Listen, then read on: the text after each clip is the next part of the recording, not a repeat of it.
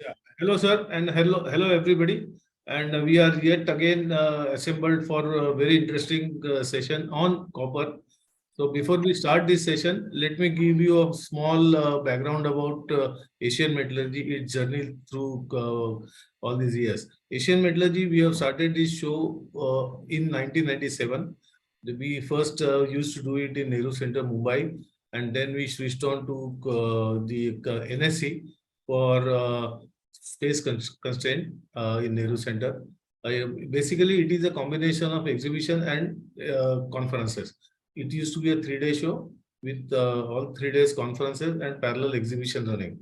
But after COVID, as you know, this show has been transformed to the digital platform along with all our other conferences and exhibitions. So this show now, it's a yearly show, started from, again, restarted from last year and on the digital platform. So it is now from 5th to 11th of December.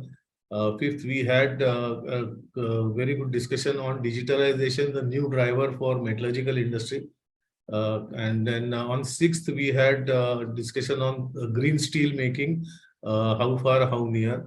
Then we had one more discussion on steel projects, the status of steel projects in India.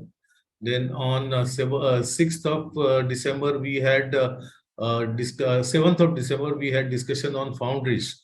The status of foundries and the future of foundries in the country, because foundry being one of the very basic industries in metallurgical sector, and almost all industries use casting. So casting supply is a very important parameter in many industries, including automobile. They supply around 35 to 40 percent of their castings to automobile industries. So to that extent, foundry is very important for national economy as well.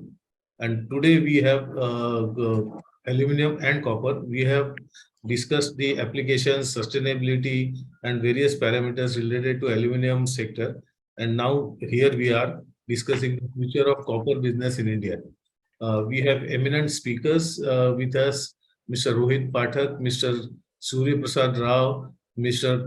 Puneet Khurana, and we have Mr. S.K. Karan, who will be coordinating this session. And it's a casual and I would not say informal, but it's a discussion, open discussion on the various parameters related to copper industry and various issues facing the industry, what we need from policymakers, what support we need from policymakers, and it's a lot of issues because copper again is a very important metal in the metallurgical gamut, and it will have a great future. But now I will give the charge to Mr. S.K. Karan.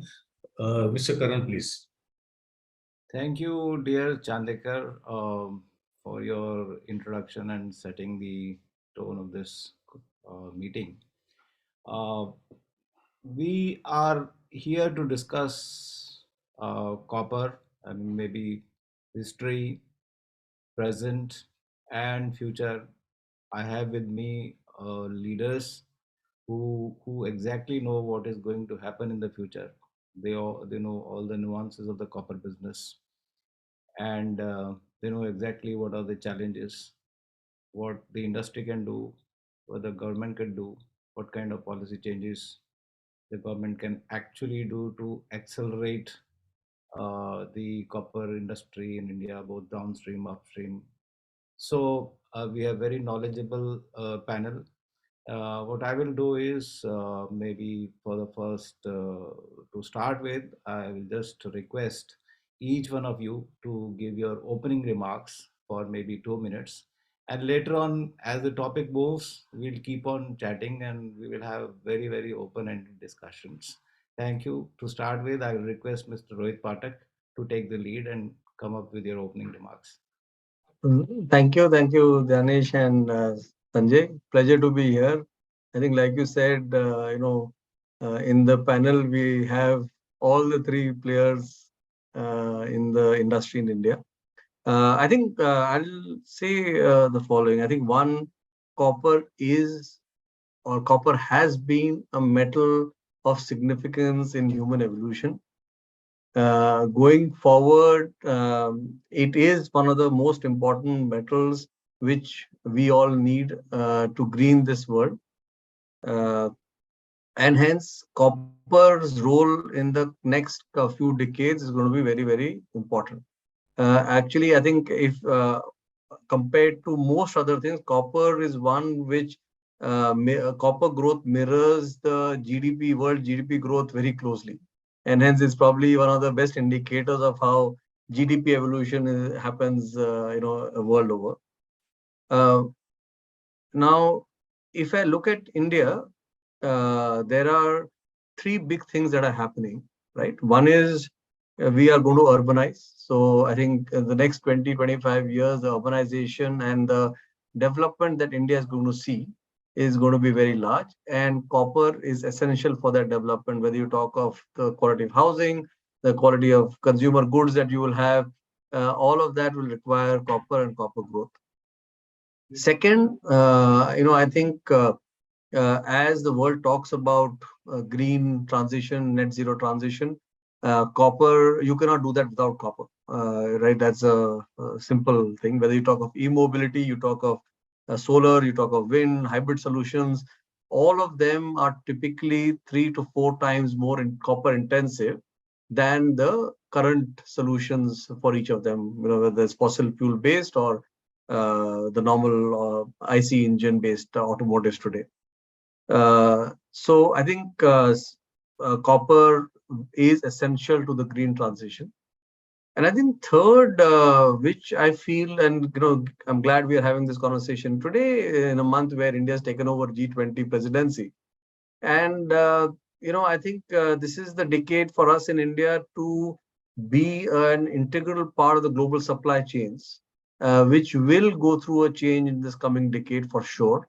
And India is going to play a larger role in the global supply chains. And with that in view, the role of copper and copper products that use copper in our exports will increase. And I think with that, our consumption of copper in India would increase far beyond our only domestic use, but also from an export angle. And hence, if I look at all these three angles, it's a very important metal for us in India. Just from a numbers perspective, today copper consumption in India is about 1 million tons. We are 1/6 of the world average in terms of per capita copper consumption. In the next 20, 25 years, I see it increasing at least 4 to 5x to 4 to 5 million tons minimum, which will make us the largest copper consumption area outside of China. It will be larger than EU as a bloc. It will be much larger than the third highest country, by 2 or 3 times than, from their consumption. So obviously India will need a lot of copper. Second, I think from availability perspective, India doesn't have enough copper concentrate or copper ore. So we expect this to come in the form of concentrate, and hence the primary copper smelting is an area which will require a lot of focus and capacity building in the country in the coming years. Recycling will also be an important role for us to be able to mine the urban waste and reuse the copper in the future. So I think, to me, I'll just end by saying, and maybe we can discuss some of the specifics later, but I'll just end by saying, look, copper is key for where the world is headed. India is going to be the cornerstone of copper growth in the next 20 years from a world perspective. And it will require us to invest behind manufacturing and primary and secondary facilities in the country to make the metal which is required for us in the country. And I think as an industry, we remain committed, and we look forward to support from government and other bodies to ensure it happens, and that we are self-reliant and net exporter of copper and copper products in the country. Great. Puneet, can we have your views, please? Yeah, thanks a lot, Sanjay Saab. And I echo like what Rohit was saying. And before I talk about my views, I just want to thank Steelmint. I think this is the first time like all the three producers are coming in a common platform. I think I've not seen this in last 15, 16 years of my career. So I just want to acknowledge the efforts of Dinesh and Sanjay Saab that we are coming and discussing the challenges and future growth prospect of copper business. So as rightly mentioned by Rohit, I think I will say that copper is going to be the future oil. Like for last 50 years, we have seen that all automobiles, everything, the fuel consumption has gone up. But now as everybody is moving to green energy, a lot of EV investments are going to come, solar, as what Rohit has already mentioned. So it is going to be a future oil. And I think it is going to be the same story like what we have in India for oil. Like today, India is importing close to 85% of oil, and only 15% is getting produced here. And in copper also, there is only 3% of production which is happening in India. 97% is getting imported into the country. So I think I will say that, and as what my fellow colleague was discussing, that demand is going to be 4x, 5x. So we are expecting that if today we are saying that copper consumption area is close to 1 million ton, so by 2030 it is going to be 2 million, and by 2047 it is going to be close to 4 million ton. So now the question is like India is going to consume copper. That is for sure. It is going to consume 4 million ton of copper by 2047. Now we have to, as a country, as all the strategic people, we have to decide that how, in which form we want to use that copper. We want all value-added products to come into India in terms of refrigerator, in terms of in terms of white goods and other things, or we want a full ecosystem to be developed.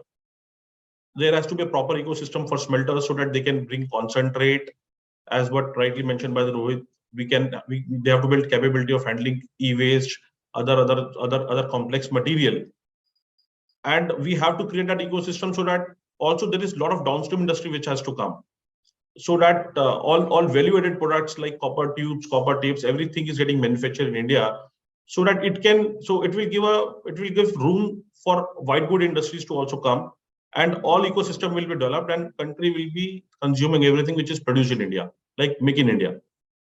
And just to take everyone around like 25 years back, like there was a time India was only depending on imports of copper or also at Hindustan Copper.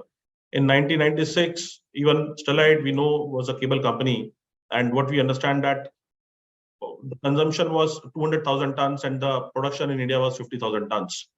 And it was very difficult to get a single truck of copper. But at that point, I think at that time, our chairman has also decided that India cannot work like this. We have to be self-sufficient of copper.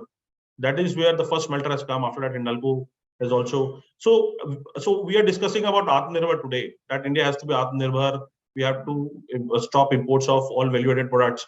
So copper smelter, copper industry has made sure that India is Atmanirbhar for copper 26 years back. Because after that, we have never seen that any domestic producer have to relook and think about from where they're going to source their basic raw material, which is copper rods and copper cathodes.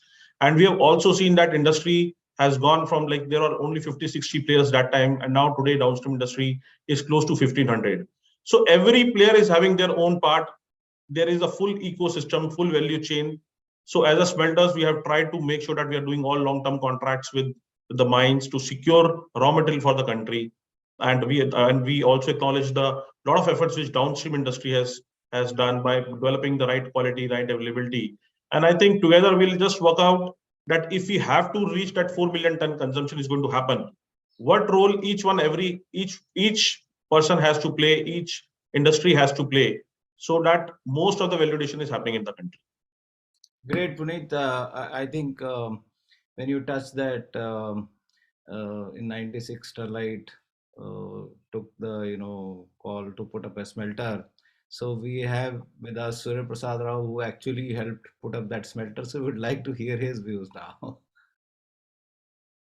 Thanks, Sanjay. I would like to thank Jnanesh, Metal World, and Sanjay for organizing this session. And thanks, Rohit and Puneet, for providing your views. Since Puneet, you talked about 96 about the smelter, I think during that time, the two smelters, the Vedanta and Birla Copper has come up when the Indian economy got opened up. But as the things moved parallelly in China, and the way the India has grown and the China has grown, the stories are different totally. So it is equally important for all the three producers who are there on the platform today, and probably some more may enter going forward. It is important to look from all the stakeholder perspective that we as a country, how can we look into it? The policy changes which will govern the increased consumption. Like when we were child, at the time, having the AC or having the four-wheeler was considered as a status symbol. But nowadays, that has become the necessity. This has happened purely due to the urbanization which has taken place. This has happened purely due to the climate change which is happening, which is guiding all the metal consumption. And today, when you talk about the copper, copper is always considered as a green metal. But the importance of that how the green metal can be correlated with the carbon emission itself. We talk about the carbon emission, the global warming, which we are seeing in every city, the temperature rise and other thing. And this is basically having the cascading effect. There is a change in climate. We go for the increased durable, consumer durables like air conditioners, the refrigerators and everything. That further adds the heat into the atmosphere and further increases the temperature. So it is important when you are looking into it, copper as the metal, we need to look into it, how effectively we are using the generated energy and ensuring the losses or the leakages has been taken care of. And the copper is going to play a very vital role there. And therefore, it is important from the policy advocacy perspective, the intervention from the government agencies, that how certain legislation, certain standards can be put in place, which will help to reduce the carbon emission by increasing the copper consumption in everybody's everyday use. And we talk about only from the climate change, but it also got the medicinal values. Like olden days in 12th or 16th century or before that, people used to use the plates of brass, or they used to drink the water from the copper vessel, since it has got a medicinal value. But today, due to the copper prices is on the higher side, the people are looking for the alternative or substitute for them. But we as a mankind, we should think about holistically that how copper can add the value, not only for every person, but we as the entire world. Now, having said that, as both of you rightly spoke about, that India has not developed the mining capability or a capacity for which we are totally dependent upon the overseas import. So we as a country need to look into it, that what we need to do it by which the copper mining can be increased within the country itself. When we do the parallel case of China, almost around 1980, 1985, India and China was almost at the same platform. But over the last 3 decades, China has moved almost 10 times of our capacity in all the areas. Today, they got almost 30% of their own consumption in the mining. And Puneet, as you rightly said, we just produce 3% of the total. We have got the assets or the mining capabilities available, but not enough acceleration has been done, resulting in we need to depend on the import. So it is important from the government perspective to look into it, that what can be done differently, which is happening in the other mining world. Could be South Africa, could be Canada, Australia, or in Chile, or including China, which can be replicated or improved upon to enhance the mining capability and the mining asset within the country as a whole itself. So when we talk about the total import happening of the copper, we definitely produces copper which is required within India, but today that copper is also coming in the form of concentrate by the external world.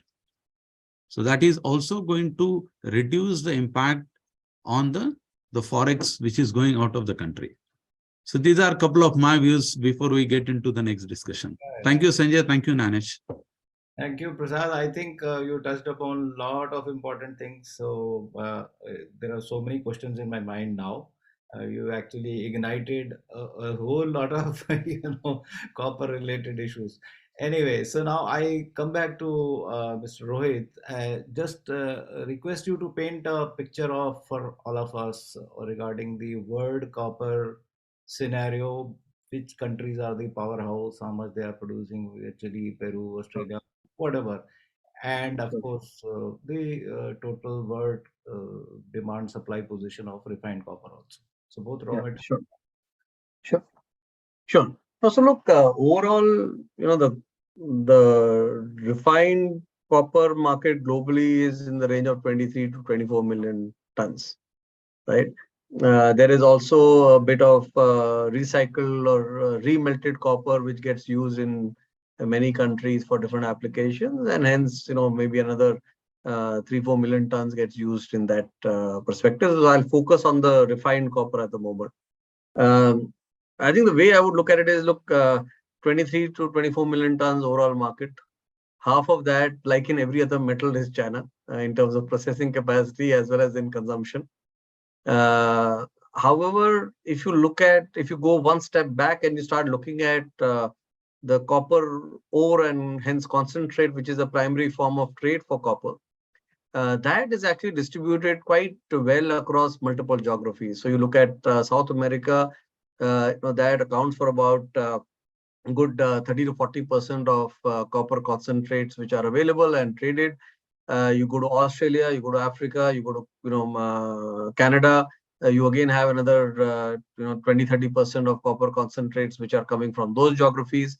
And then of course you have in Asia, across Indonesia and China, a fair bit of copper concentrate, which is the balance. You also have Russia, which has and some parts of Eastern Europe, which have about 10-15% of the world copper concentrate. So I think if you look at the chain of copper, the upstream or the mining side is fairly diversified and spread quite well across the world. And hence, it's a lot more traded commodity than refined copper or produced cathode and other downstream products.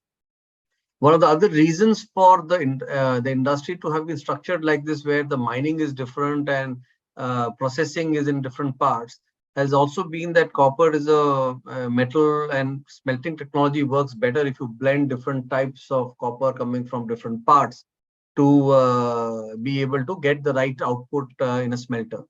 Unlike many other minerals that we find where the smelting or the refining part gets co-located with the mining. In copper, actually, the concentrate is a very natural way to break the two primary, the mining from the primary smelting industry.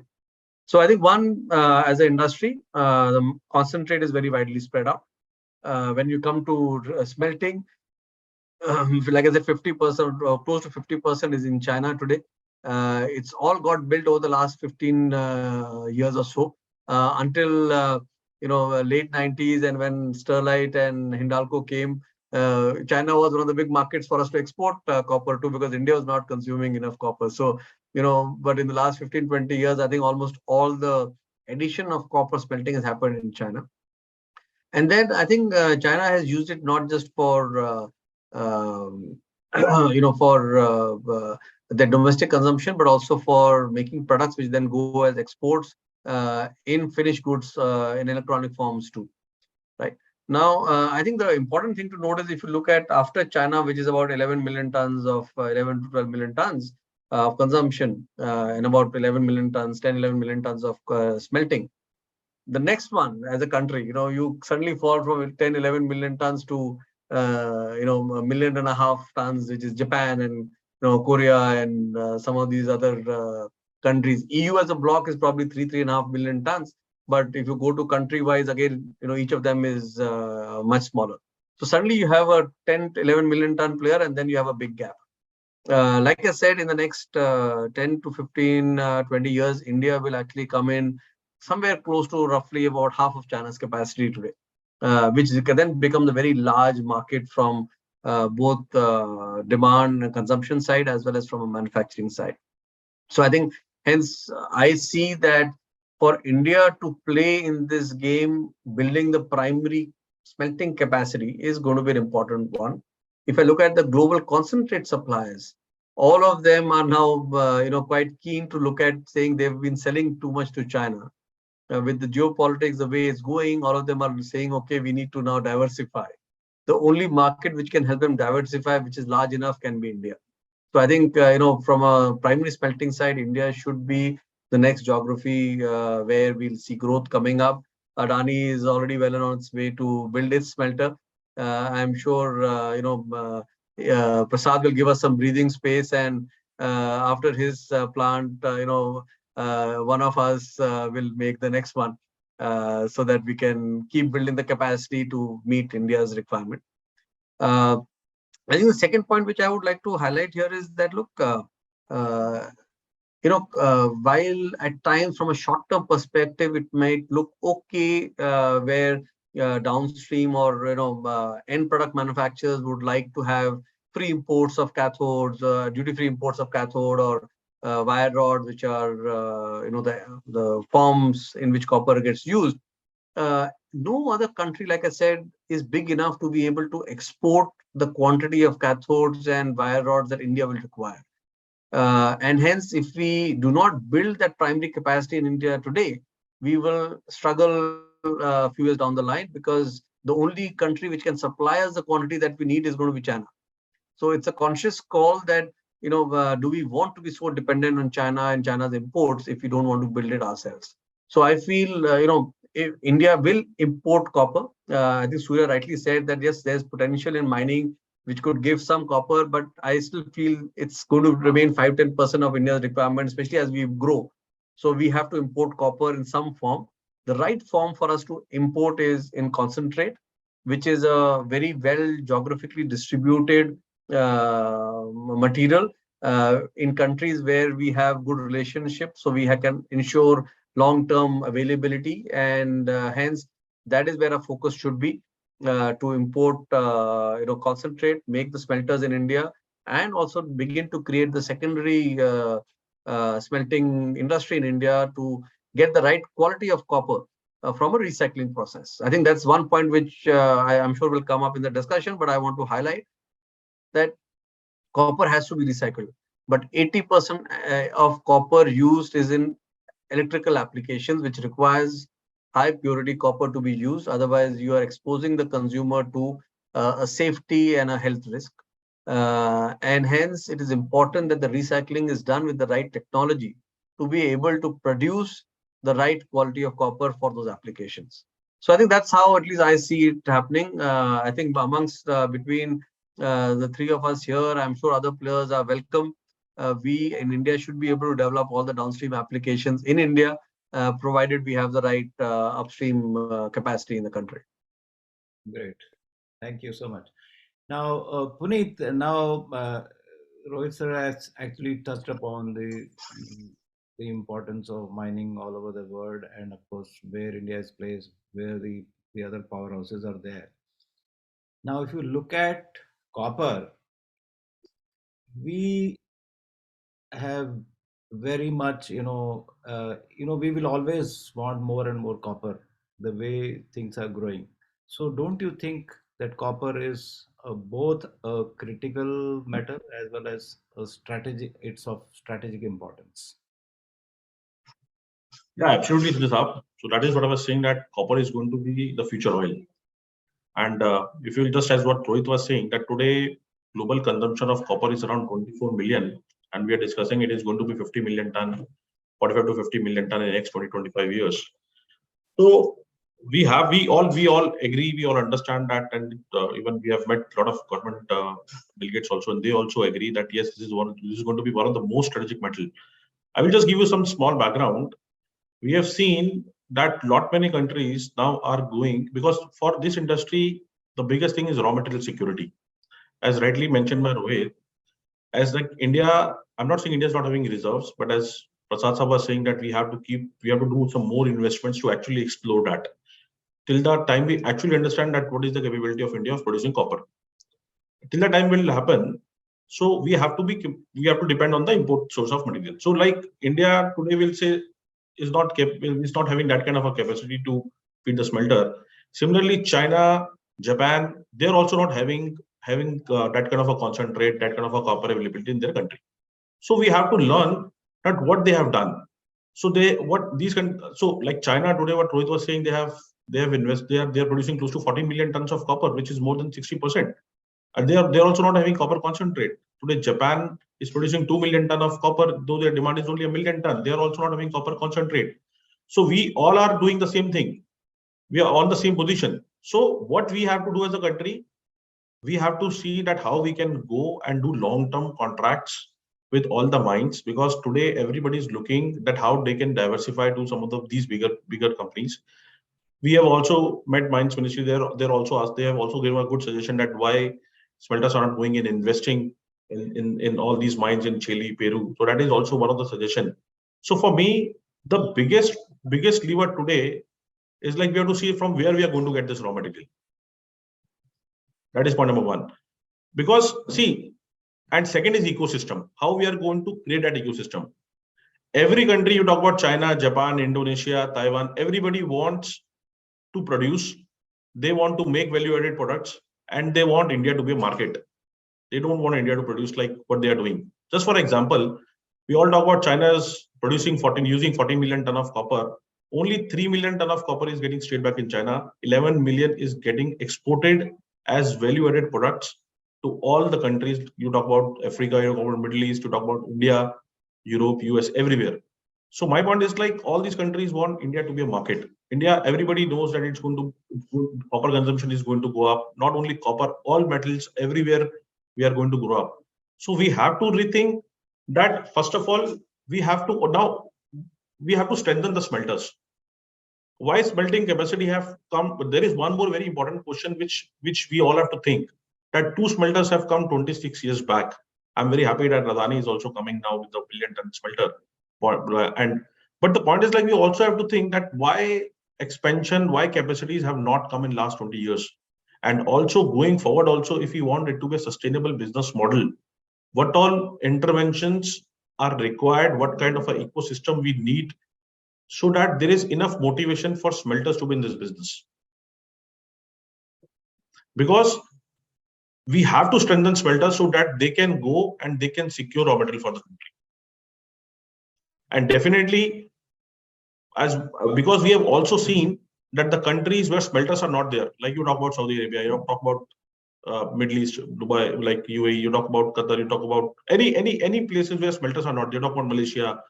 So if smelters are not there, we have seen that downstream industry is also not developed.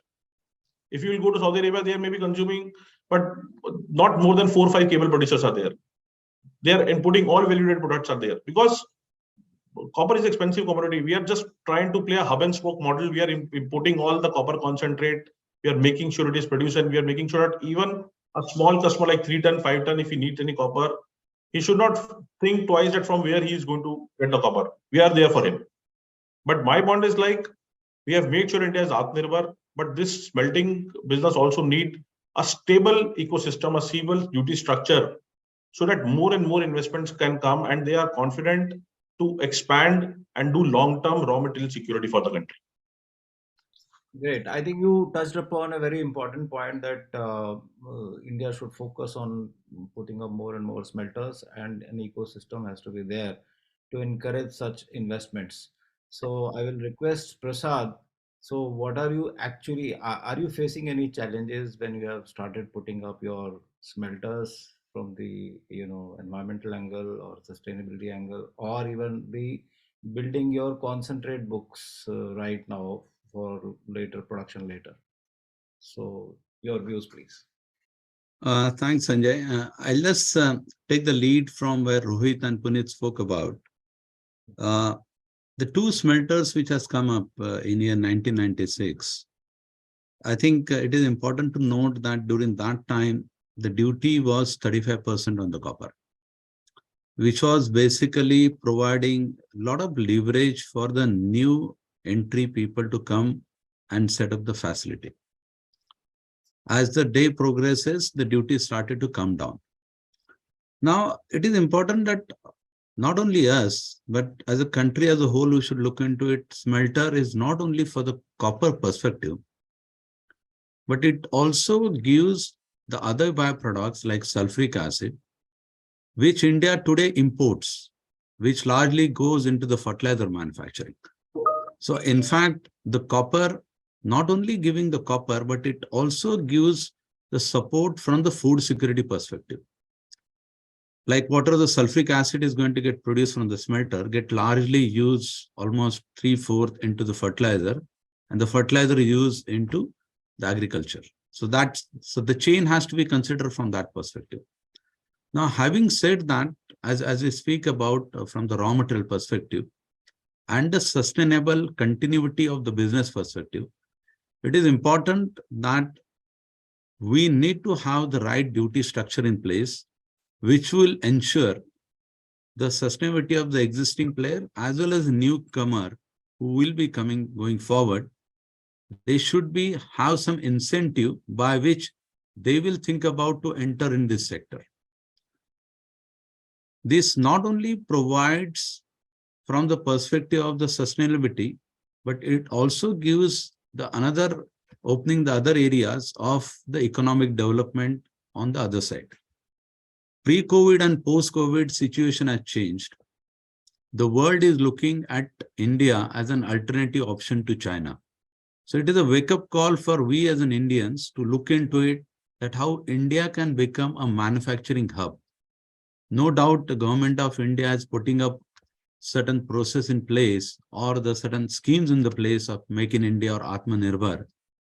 But that scheme has to go in a long way, which will further incentivize the companies who are entering into this business. Today, the schemes are there, but is the schemes are relevant enough?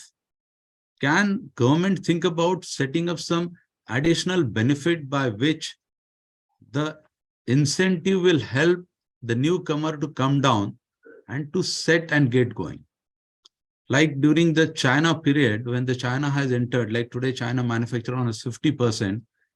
And as Puneet rightly spoke about, they consume around 25 to 30% of their own production, and balance they convert into other manufacturing process. Value addition could be motors, transformer, or anything else. And that gets supplied to the entire world. So today, China has become the manufacturing hub for the world. How can India become that? Today, Make in India, it looks like remain as more of a slogan type. But can we look into it, how the Make in India can actually take place and get into the actual execution from the policy perspective? Can you have the simplicity in the environmental approvals? Can you have the subsidies or the incentive which will help to get the new player coming in and start going on? Third, today we got certain policies are available in terms of increasing the copper consumption. There are a lot of policies government of India has put up. But if these policies are getting really implemented, who is monitoring it? Can you have the active monitoring? If somebody is not executing it, is there any benefits or any penalty schemes available? Like in the developed country, people talk about every home is being monitored from the perspective of what is the carbon emission, and the certificate is issued for them. India also got a similar type of policy. But who is monitoring that? So copper is going to play a very important role. Like today, when we talk about the copper consumption in India, there are different type of ACs are available. 2-star, 3-star, 5-star. Now, what is this? This is only the copper which is used into the AC. Now, if the legislation comes that every AC should be minimum 4-star or 5-star, which will help to increase the copper consumption, but it will also going to help us to take care of the climate. India has signed a treaty to reduce the carbon emission. How it is going to happen? It is not only that you will reduce the coal consumption, burning of the coal. At the end of the day, the energy is required, energy security is required. Now, whatever energy has been produced, if it is not effectively transferred, if it is not effectively consumed, then your carbon emission is not going to come down. So it is the government need to really look into it from the perspective of whatever today's schemes are there, the effective implementation of that schemes, effective monitoring of that schemes. And the people who are doing that, they need to be incentivized to ensure that the other people gets motivated to follow that, which should drive the copper consumption. Coming down on the raw material security perspective, I think it is very important point what Puneet and Rohit spoke about. Yes, today India, even if start today, may not able to reach for the 100% requirement of the copper from the concentrate. And therefore, we need to depend on the concentrate from the other markets. So it is important that we need to scout out other countries who has got the availability of the copper concentrate for the long-term contracts or maybe certain stakes in the mine. But there the government need to play a very important role by the relationship between the two different countries, which will help the player like us to see that, yes, there is an opportunity available for the either long-term or the investment into the area. So that is from the raw material security perspective. When we talk about only the copper consumption getting into it, the downstream industry need to be developed. Now, how the downstream industries is going to be developed? Unless until government come up with a very, very strong schemes, similar like the PLI scheme, it has started to come into it. But yes, it will take some time to get into the actual benefits coming. People will see that. But how can we expedite the outcome of the PLI schemes in the various sectors? Like today, we talk about the downstream area, the PLI scheme is there. Can we look into the PLI scheme to the upstream area, not only in the downstream, which will help for the players to produce on the higher side and go into the market? See what the China did. China has basically keep building the capacity and parallelly keep building the consumption and work on acquiring the world market. Now, with the COVID and with the geopolitical situation, I think India is in really bright spot to use this opportunity, but we need to move with a very lightning speed in terms of policy intervention, support systems, the incentivization, which will support all the players, including the downstream, to see that we as a country has got a real economic growth. We have got a target of 7 trillion economy by 2030 and then going on forward. But that will happen only when the actual things happens on the ground. And there the focus need to be given by the policy intervention. Great. Thank you, Prasad. Now, let me take you maybe 10, 15 years from now. How will the copper picture look for the world? What I read was that maybe 25 million tons demand will by 2035 will become almost double, maybe 50 million tons. On one hand, the demand is growing. Demand is also growing because we want to fight climate through copper. The e-mobility, Belt and Road initiative of China, everywhere copper is required. At the other end, this is the demand side, which is going to be growing at a very rapid pace.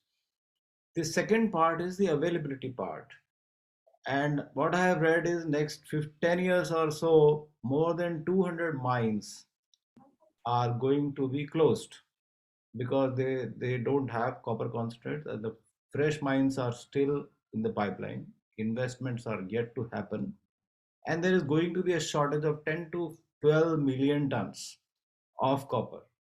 So this is, and India will require more and more copper. It is strategic metal. You require it in navy, aircraft, bullet, brass, or defense purposes, 5G rollout. You name any advanced technology, we are dependent on copper.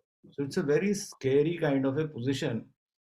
How will India ensure that the Indian, for their economic growth, continue to get copper? I think my question is to Rohit sir first.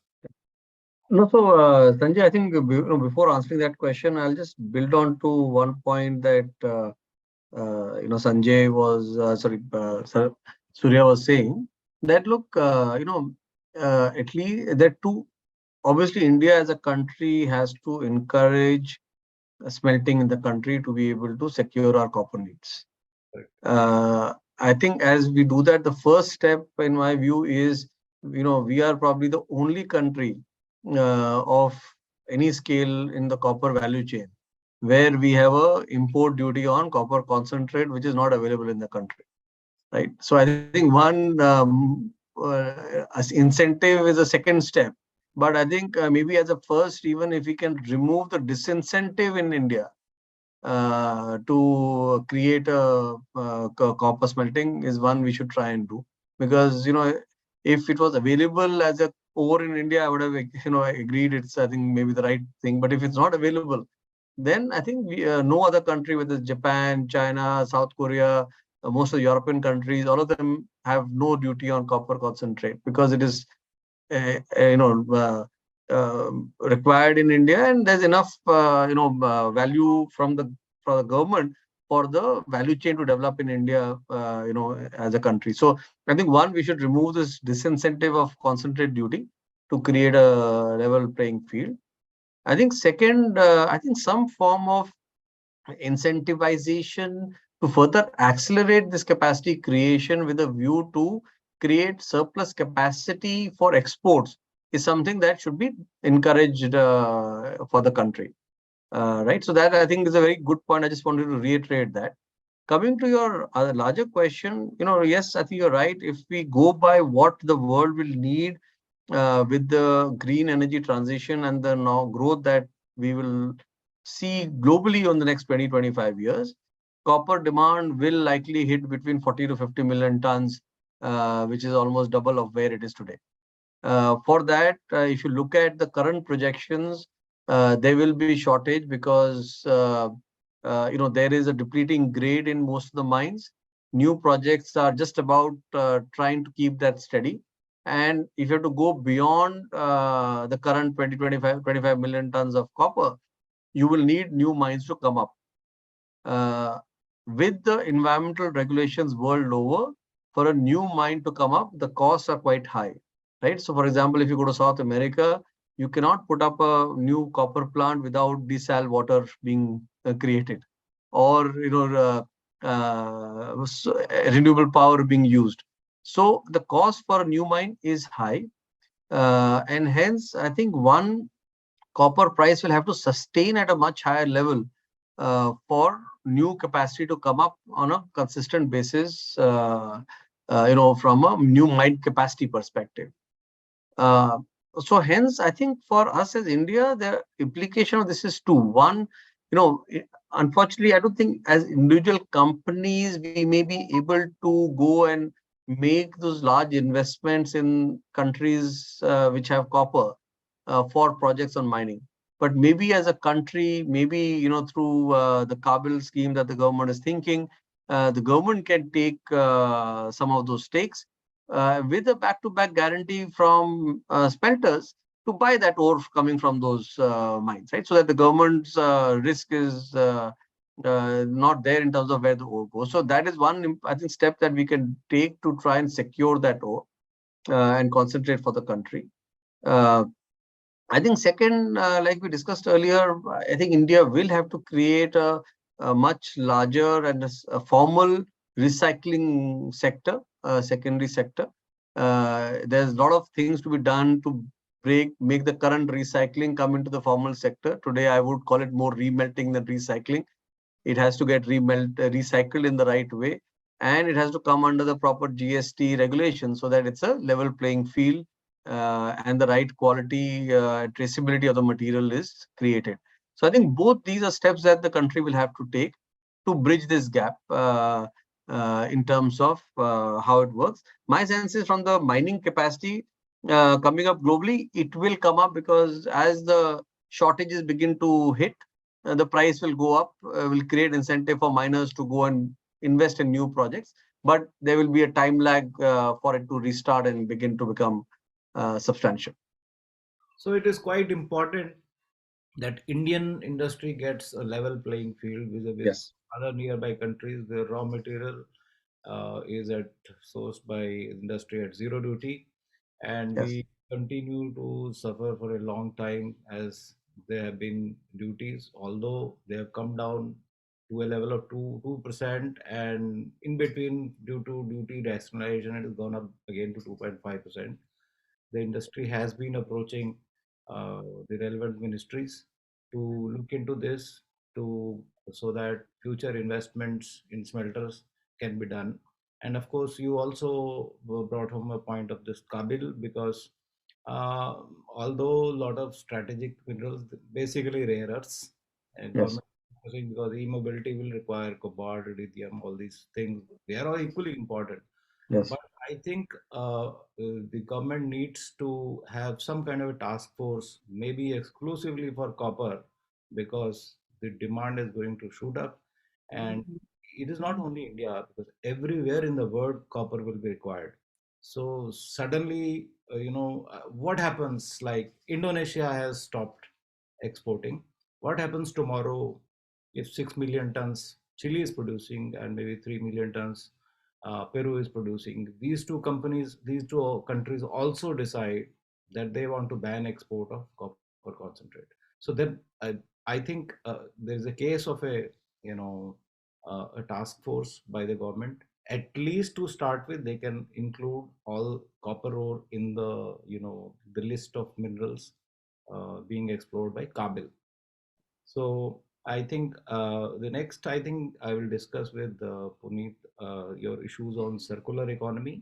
I mean, comments on circular economy Yeah. and a bit of recycling, because that is also very critical for assuring metal into India. Yeah. Yeah, absolutely. I think you're making a very valid point that if world is going to consume 45-50 million ton of copper and mine is not going to produce more than 35 million, then from where rest of the copper will come, right? So the answer is circular economy. There is, because I think we have seen that there is so much investments which is happening in Europe, US. I think all the countries are stop banning their exports of copper or of other aluminum, other value added, like all these important metals. And what they are doing, they are trying to have build the right capability. They are putting the right, like today, if I talk about Europe, which is again short of copper, Orobis, which is one of the biggest smelter, they are producing close to 1.5 million ton of copper. 55% of their consumption is coming from scrap and e-waste. Now they are also going in US doing tie-up. They are also building big facilities to for all this research of the circular economy to recycle and make the right quality of copper coming out of that process. I think this is where the solution will lie. So I think India, if we'll say that India is consuming 1 million ton of copper today, so it is also, we are saying that it is also producing 300,000 tons of scrap, which is generated within India. Till now in India, e-waste, we have not explored the way West countries have already done. But in e-waste, there is 20% copper, gold, silver. I think each one of us is also having 3-4 mobile phones sitting in our almirah. So someday all those phones, all those laptops, everything will come out, because all that is kind of a copper reserves which is sitting in every household, which now world is talking as the urban mining. So I think that is going to be the answer. And circular economy is going to play a very, very important role in ensuring that this demand supply deficit is taken care of. But the point is, like, all this copper is going to come out, but how we process it, because we have seen Japan, China, everybody is using scrap. Scrap is not even India. But the point is, like, as what Prasad sir was also discussing some time back, the answer line is standards. That what kind of quality standards of the final product we as a country are ready to accept. We have seen recently in Delhi also, there are so many incident happened, fire incident have happened. And even Sanjay sir, we have seen earlier also when you have done a lot of studies in automobile also, I'm very sure that you will talk about it. So a lot of issues have come because of the quality of copper is used in cable industry, in cable manufacturing. So my point is, like, I think circular economy is going to play a very important role. And at the same time, not even primary producers, but we have such a big ecosystem in India. Everybody has to step up. They have to take that ownership of giving the right quality product to the country. Because if nobody wants to put a housing wire which is not made from the right process in their home, I think definitely they would not like to sell it to and put it in somebody else's home, right? So this is a theory. So I think circular economy is going to be the answer, but we have to see. And as rightly mentioned by Rohit, primary smelters, all the smelters are using. Even we have the capability of processing, but where the government has to come out with some reverse GST mechanism, because today the GST structures are not wherein placed, because even if we are buying any copper scrap, and if anybody in the value chain is not depositing the GST, so and the end buyer has to be responsible, which we cannot. I think in when the VAT regime was there, this issue was not there. But I am very confident. We had a good discussion with Finance Ministry also. They also realized that there is a scope of improvement. As a country, we have implemented GST, and these are some of the issues which I'm definitely next 3 months, 6 months, we'll be able to find out a solution in. So definitely, the answers lie in circular economy. Great. So, Prasad, I think I don't know whether I mean everyone is aware that BIS is working on the copper scrap standards, and you might have heard from your colleagues. So, what are your views? That I think quality is a necessity, and basically what we want is that anything produced out of scrap can easily move towards non-electrical applications. It could be, brass items like, and maybe even in healthcare it can go, but not in electrical industry. So, what are your views on that? Hey, Sanjay, I spoke earlier from the standard perspective, and I think Puneet has touched a right point. In fact, I just had that point in the mind that if you see today the short circuit cases happening within the India, they largely happens either in the northern or the eastern side compared to what is happening either on the southern or the western side. So it clearly talks about the type of copper used in the cable, which is made out of the scrap copper, which Rohit also touched upon, that it is not a refined copper. Now, as the copper has got a tendency to transfer the current, but it also got a tendency that if it is not an electrically tough pitch or the electro-refined copper, it also has got a lot of heat coming out, resulting in the insulation giving away and creating the fire incidents.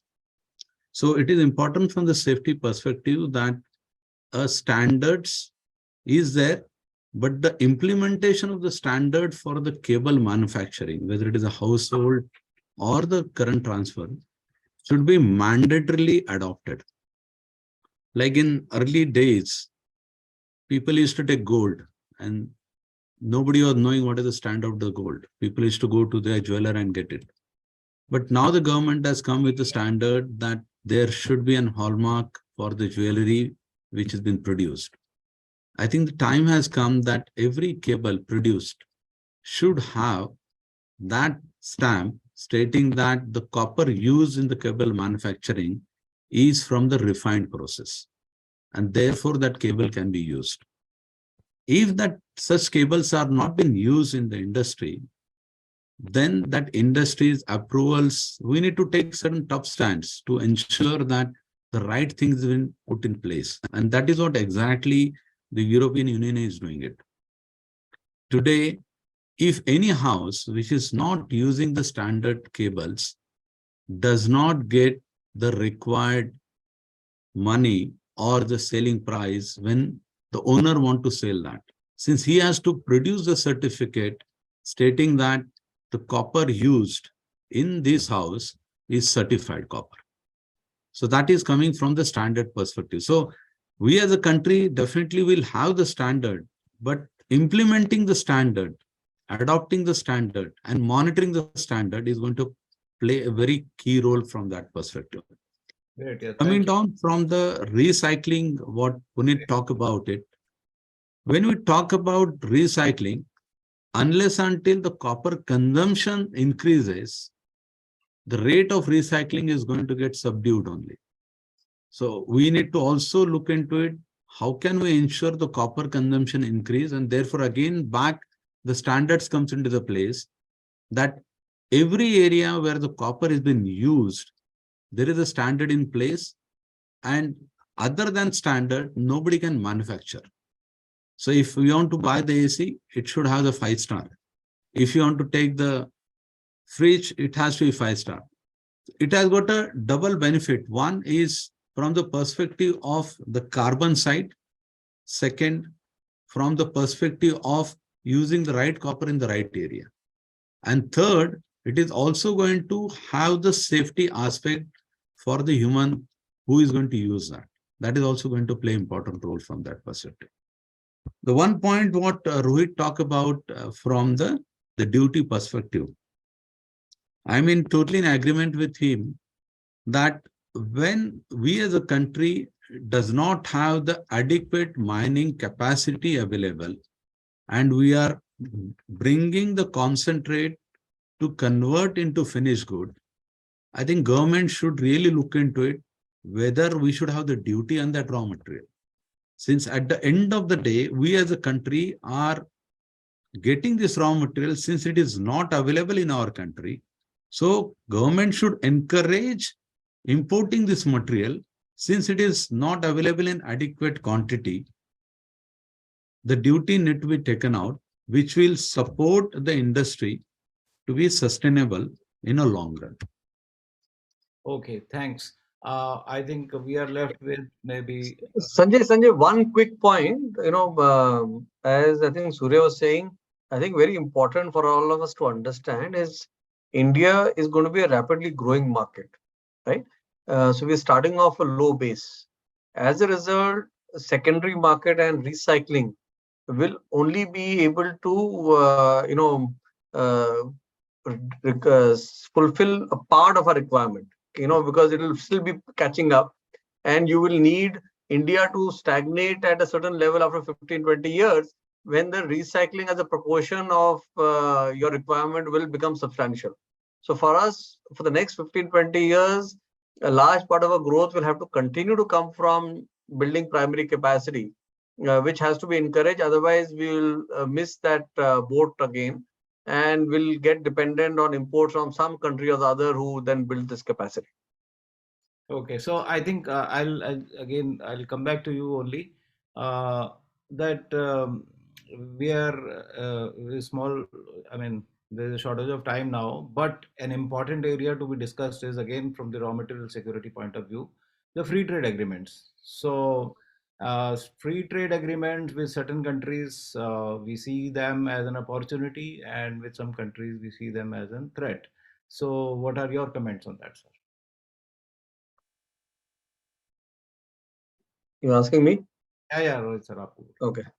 No, so look, I think obviously free trade agreements, given the current context of the geopolitics, are important. India has to, and as a country, we have to get plugged into the global economies a lot more tightly. There is a very strong favorable move towards India, and hence for us it is good to get into the free trade agreements by and large, right? I think, to be fair, the government has done extensive conversations this time around with every industry association and different bodies to hear them and ensure their concerns and requirements are factored into as the free trade agreements have been done and negotiated. So I think that part is a very good positive change where, unlike some of those in the past, this time there's a very collaborative effort to do the FTAs in general. Having said that, copper is a little bit of a unique metal. It is not like many other metals which people are familiar with in terms of just how the value chain works. And I think we need to maintain that focus of ensuring that we create through the FTAs, we do not create a inverted duty structure where we keep getting imports of partly processed products like cathodes or rods coming in at a lower duty than than concentrate. In fact, that duty should always remain a bit higher than the concentrate duty, so that there is value for anyone to put up capacity in the country. Otherwise, there's no reason for anyone to put capacity in the country on smelting, and then we'll only depend on imports. And like I said, India's requirement is too large to depend on imports of cathodes and wire rods, because no other country except China will have that capacity to give you those volumes. So for India, we have to maintain a bit of a, historically, like Surya said, there was a 30-35% delta between concentrate and cathode, right? And that is what incentivized people to build those huge capexes. A smelter today costs 10,000 crores for a 500 KT capacity. So that's a huge amount of investment. So, while we are not saying that, you need that much of protection, Indian industry is quite competitive, but you need that 2.5 to 5% protection. I won't say protection, but I think margin to allow the value addition to happen in the country. Right? Because we have some advantages, but we also have a higher power cost compared to many other geographies. We have higher taxation compared to many other geographies. And, that makes imports, if it comes at zero duty, much more better for a downstream user to try and use copper. So I think FTAs are good. We should use it to plug into the global ecosystems, but we need to ensure that our focus on creating primary capacity in the country is not compromised, and we try and increase the value addition in the country. A classic example is ASEAN FTA, right? Where though it was negotiated earlier, and it's coming up for negotiation or discussion again, so maybe we'll make some changes. But Indonesia is banning copper concentrate, right? Which was coming at zero duty to us, which is a non-tariff barrier because we don't get access to that concentrate at zero duty. However, products made in Indonesia or ASEAN countries can come in at zero duty. Now that I think is not a fair level playing field because it's a non-tariff barrier some region is using to increase value addition in their country versus at the cost of India's value addition. So I think we have to remain careful on some of these areas. And like I think Surya said earlier and Puneet has been saying, I think we have to create a framework where the primary value smelting industry can be encouraged to create capacity in the country. Great. I think we have got just 1 minute left. So I'll just request both Puneet and Prasad to make a 1 minute comment, final comment from you, and then maybe we'll close the session. Puneet. Yeah, I think I will say that Rohit has made all the valid points. I don't want to repeat myself on that. But apart from copper rod, cathodes, I think it is very important to also make sure that we are not signing any FTAs on cable, copper tubes, and other things. Because we have seen our copper tube industry, it was such a flourishing industry, but we have signed some FTAs. So it is also very important to protect our downstream industry. Because without downstream industry, we are not there. So we are like made for each other. So we have to make sure that the full value chain is taken care of. And as rightly mentioned, I think 35% duty was there on metal, 10% was on concentrate. So there was enough margin and motivation for smelters to come up. Now that margin has gone to 5%. So what will happen going forward now, even with this inverted duty structure, where metal coming from Japan at 0%, from ASEAN 0%, and at blister and concentrate duties 2.5%, 5%. It's like an inverted duty structure. So there is no motivation at all. So what will happen after 4 or 5 years? Either government will come with some more PLI schemes to motivate the smelters to come out with new capacities, like what we are discussing in other areas, or if we'll address it right away. But my point is like after 5 years, even if they will come with the schemes, we may not be having copper concentrate. Everybody might have already bought the assets. We may be very late in that race, right? So my point is like this is the time when we have to act. We have to align our strategy as a country. What we have to do, right from smelter, right from downstream industry, including all our recycling industry. They are part of this copper industry. We are all together, and we have to see that how we as a country want to move forward and meet that 4 million ton of consumption by giving the right quality product. Great, Puneet. I think Prasad, you are the last man to Sanjay, I think I just put it differently. The FTA point, what Rohit spoke about, it is a tight rope walk, between the FTA and what is the country's necessity and need is going to be. So I'm sure that government is understanding and will take the necessary actions when the FTAs are going to be renegotiated or re-signed. I'll just give an example. Like today, entire world is crying about why to buy the oil from Russia with Russia-Ukraine war. But we as a country are striking the balance between Russia and US and ensuring that our energy security has not been compromised. So it is important from that perspective, we as a country, that if we want to build ourselves as an alternative to China, get more manufacturing in India, I think government need to really look into it. that what will be the right format of the FTAs, what will be the right format of incentivize or promoting the primary producer is going to be very, very important in a long run to come.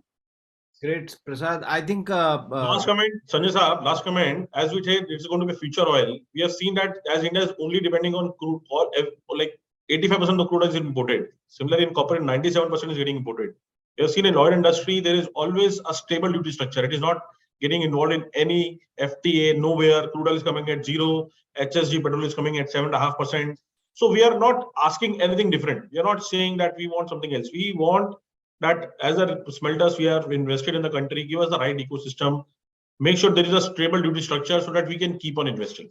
Okay, great. I think rather than me summarizing, I will request Rohit ji, senior most leader, to summarize the key points so that we can take it as a, to the government kindly. No, I think I'll just say, look, copper is key. It is an important mineral for us, for our green transition and our development and urbanization. So India will need a lot of copper. As an industry, we are ready to invest behind it, encourage all others to also come and invest behind it. We should be building this industry in the country with the full value chain in the country, which should go at least 4 to 5 times of what it is today in the next 20 years. With that in view, I think the 2 requests from the government, which we have shared with them, and I think they have been very supportive, is to say, one, allow concentrate coming in at 0 duty, because we don't have that material. Second, to maintain a bit of an incentive for people to put up primary smelting in the country, because that is critical for us in the medium and long term, and not bring down cathode duty to 2.5 or 0%, versus keep it with that 2.5 to 5% margin over concentrate, so that there is value for people to make smelting in the country and build that capacity in the country. I think third, probably the only other point I would say is, sort of 3A and 3B, which is, government through Kabul should invest in copper outside as an industry. We will fully support by ensuring complete offtake from those investments. And second, to create the standards and infrastructure for ensuring the urban mining and recycling infrastructure gets built with the right foundation today, so that it can scale up as our consumption goes up. So I think that would be sort of, in my view, the key summary for copper. So thank you so much, sir, to each and every individual panelist with your views, and it has been very, very enlightening conversation. I hope I request Chandekar to have such conversations maybe every once in a quarter. And thank you for providing this platform, Chandekar. Thank you, Chandekar. Maybe. Just some summary already Mr. Pathak has done. But just to say a few points, it was very, enlightening, insightful discussion. It was a bit long, but it was so information packed and so much informative. I think this was a milestone sort of a discussion, and it will go to places. I'm sure industry will get a lot of guidance and a lot of forward thinking, a lot of direction from this discussion from the leaders like you. Thank you very much. And just to say 1 or 2 points, I remember when we have a steel conference, we discussed that in automobile industry, the steel is being replaced by aluminum. And they were very worried that around 10% steel components were replaced by aluminum. Later on, when I was in aluminum conference, they were worried that some part of aluminum components were replaced by composites. So and now we are saying that copper is also in the race now. Not only in automobile, in snatching the business from other metals. So this race will go on, and there I think our researchers and our metallurgists will have a larger role to play to prove the utility and cost effectiveness of our material alloys and our products. That's one point. Secondly, regarding FTA, I feel that for FTA cannot have a general format. Every country FTA is a different ballgame, and every time I feel government should take industry into confidence, because for every country FTA, lot of different factors are in play. So sometimes it is beneficial, sometimes it's detrimental to the industry. Some indirect imports happening through some countries and all that will spoil our market. So every time we do FTA, maybe I see a lot of FTA is done as a political reasons. But industry is going to suffer or gain out of these FTAs. So industry has to be taken into confidence while doing these FTA. That is our always has been our stand. These are the 2 points which I would like to I had to make, and with that I think we had very great discussion, and I again thank everybody, Mr. Pathak, Mr. Prasad, and Mr. Khurana for their very insightful talk, and not to forget Mr. Karn. Mr. Karn has really coordinated the whole thing very efficiently. And of course, he is also a veteran, but I think he has been less talkative in this forum. I don't know why. He's just, but yes, it was a very great discussion, and thank you very much, all of you. Thank you, and we will definitely have such discussions from time to time on our platform. Sure. Thank you. Thank you. Thank you. Thank you. Okay. Thank you, sir. Thank you. Thank you.